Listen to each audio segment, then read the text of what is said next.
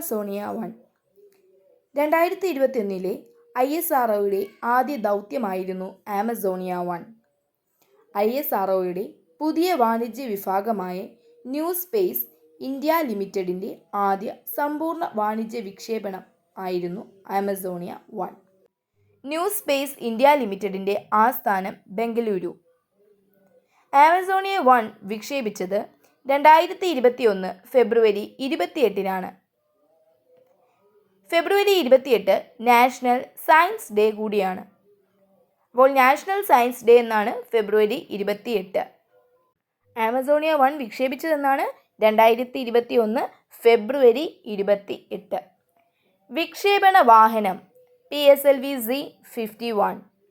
Amazonia 1ൻ്റെ വിക്ഷേപണ വാഹനം ഏതാണ്? PSLV-Z51. ഭാരം 637 കിലോഗ്രാം. ആന്ധ്രാപ്രദേശിലെ ശ്രീഹരിക്കോട്ടയിലെ സതീഷ് ധവാൻ സ്പേസ് സെൻറ്ററിൽ നിന്നാണ് ആമസോണിയ 1 വിക്ഷേപിച്ചത്. അപ്പോൾ ആമസോണിയ 1ൻ്റെ വിക്ഷേപണ സ്ഥലം ഏതാണ്? ശ്രീഹരിക്കോട്ട. ആമസോണിയ 1 ഏത് രാജ്യത്തിൻ്റെ ഭൗമ നിരീക്ഷണ ഉപഗ്രഹമാണ്?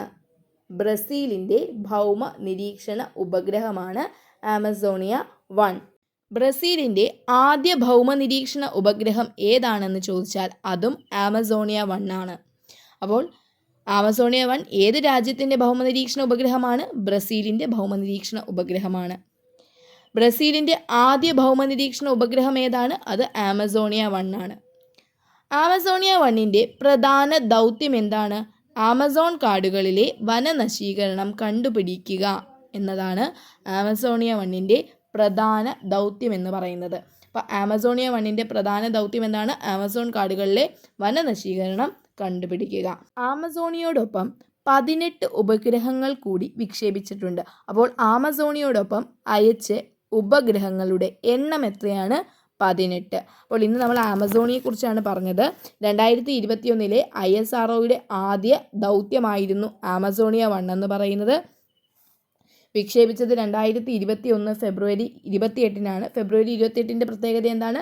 നാഷണൽ സയൻസ് ഡേ ആണ്. വിക്ഷേപണ വാഹനം ഏതായിരുന്നു? PSLV-Z51. ആമസോണിയ 1ൻ്റെ ഭാരം 637 കിലോഗ്രാം.